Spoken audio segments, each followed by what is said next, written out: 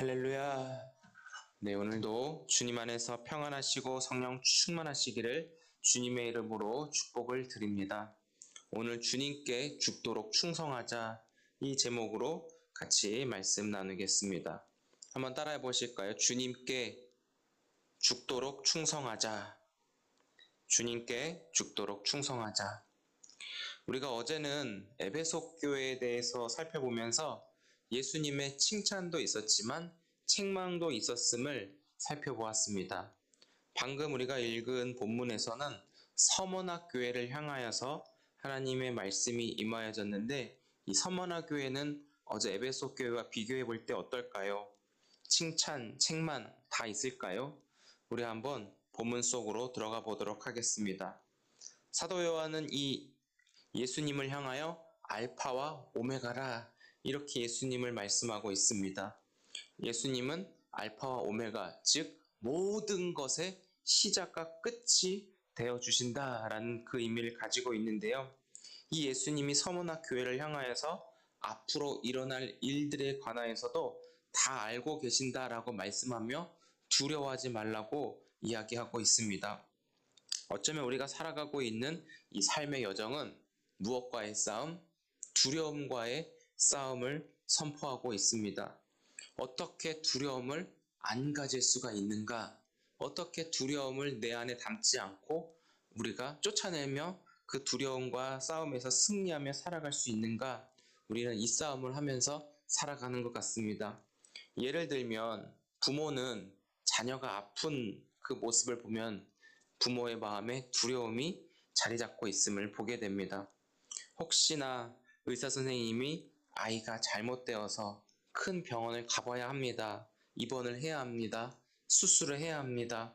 마음의 준비를 해야 합니다. 이렇게 말한다면 그 얘기를 듣는 부모는 굉장한 마음의 두려움이 임하겠죠. 그런데 8절을 보시면 처음이요 마지막이요 죽었다가 살아나신 이 예수님을 이렇게 소개하고 있습니다. 예수님의 고난, 십자가의 죽음, 부활, 예수님은 이 모든 것을 몸소 경험하시면서 이 교회들이 마지막 때를 살아가면서 겪어야 하는 그 일들에 관해서 말씀하고 있는데 예수님은 겪어본 자로서 이 서머나 교회를 향하여 내가 알아 이렇게 등을 토닥토닥 해주며 격려해 주시는 모습을 볼 수가 있습니다.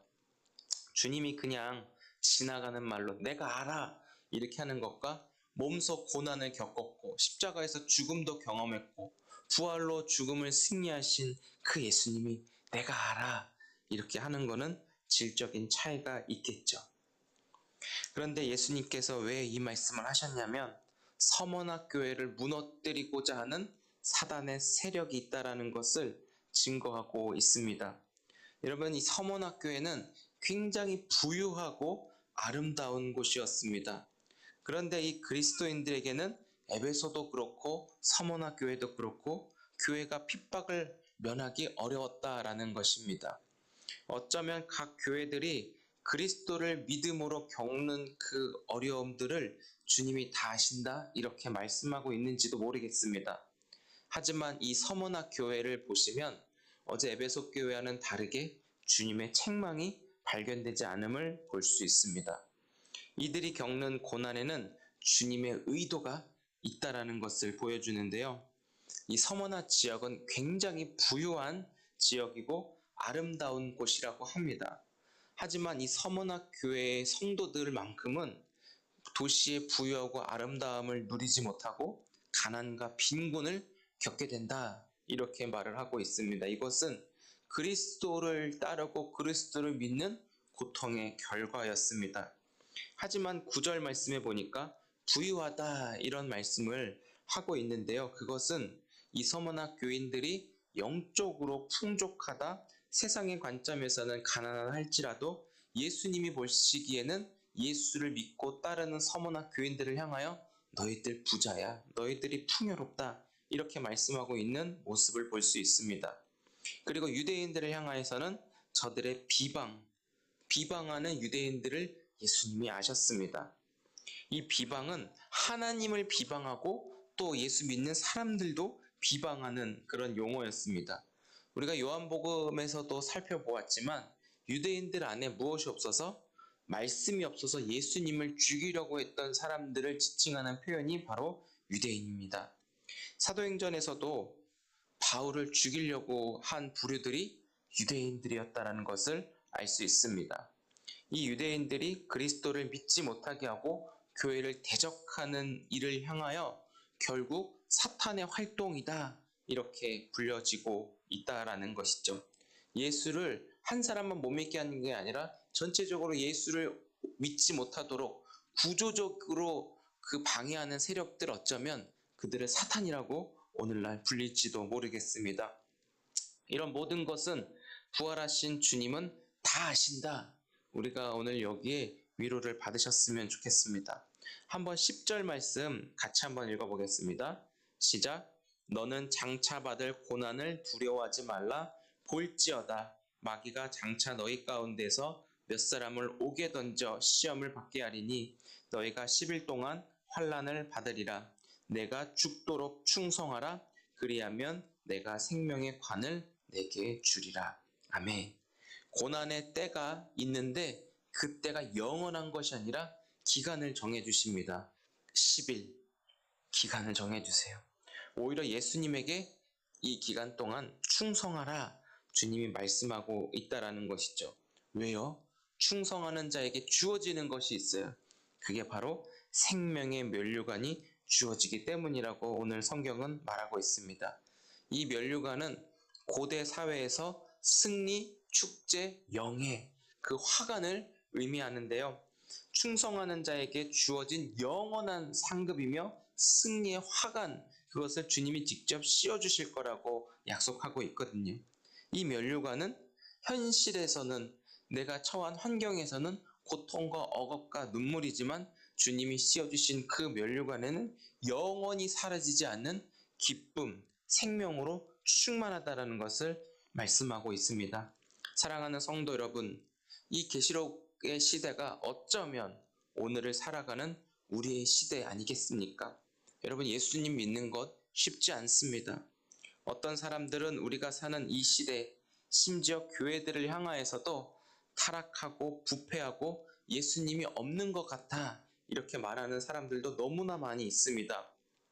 점점 예수님을 믿으면 내가 세상에서 뒤처지는 것 같고 바보 같고 왕따를 당해야 하고 손가락질 받고 나에게 주어지는 기회가 박탈되는 그런 어려운 시대를 사는 것 같습니다. 이것을 우리 자녀들이 어쩌면 이 시대에서 너무 빨리 겪음으로 말미암아 우리 자녀들이 교회 안 나갈 거야, 교회에서 받은 예수님 믿어서 당하는 고통과 어려움으로 많은 눈물을 흘리며 살아가는 우리의 자녀들이 너무나도 많이 교회를 떠난 모습을 보게 됩니다. 세상에서 경쟁에서 어쩌면 내 힘으로 내 스스로 이겨내야지, 내가 가장 우두머리가 되기 위해서 열심히 노력하는 그 방향을 향해 달려가는 자녀들이 얼마나 많이 있는지 모릅니다. 하지만 주님은 오늘 서머나 교회를 향하여 주님께 충성을 요구하고 계십니다.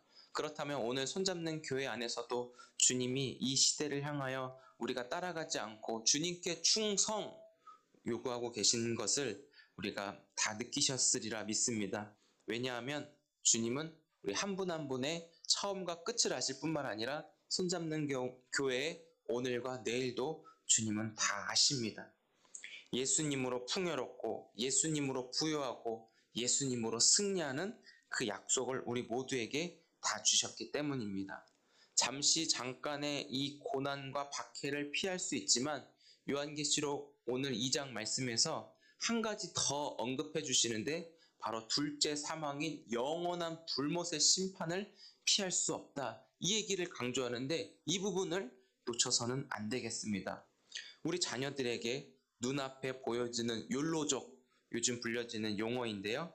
이 욜로가 바로 지금 현재의 행복만을 중요하게 여기며 살아가는 것이 욜로라 그래요. 그러나 11절에 두 번째 사망해를 받지 않도록 주님의 말씀에 충성하라고 이야기해주고 있는 이 말씀을 오늘 꼭 기억하시기 바랍니다.